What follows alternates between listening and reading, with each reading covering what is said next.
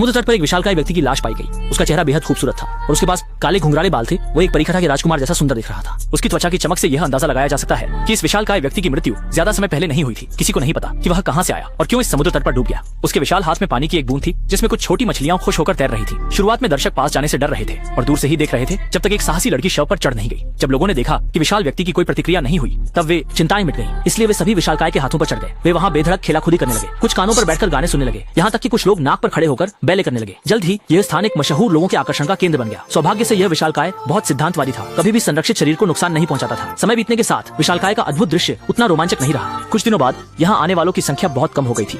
इसी समय engineering team यह सोच रही थी कि कैसे इस विशालकाय को टुकड़ों में बांटा जाए, क्योंकि उसकी लाश सड़ने लगी थी जिससे पहले जैसी चमक नहीं रही और बहुत ही बदबू आ रही थी। यहाँ तक कि उसके हाथ की पानी भी सूख चुकी थी। लोग उसके शरीर पर इधर उधर भद्दी चित्रकारी करने लगे। इसके तुरंत बाद कर्मचारियों ने विशालकाय की लाश को टुकड़ा किया। उसकी टांग की हड्डी को मीट की दुकान ने प्रतीक के रूप में, निशानियां, हाथ की हड्डियां बेतरतीबी से घाट के किनारे फेंक दी गईं। खोपड़ी को गांव वालों ने बाथरूम के रूप में उपयोग किया और वह स्थल जो कभी भीड़ भाड़ वाला स्थान था अब वहाँ केवल कुछ हड्डियां ही बची हैं।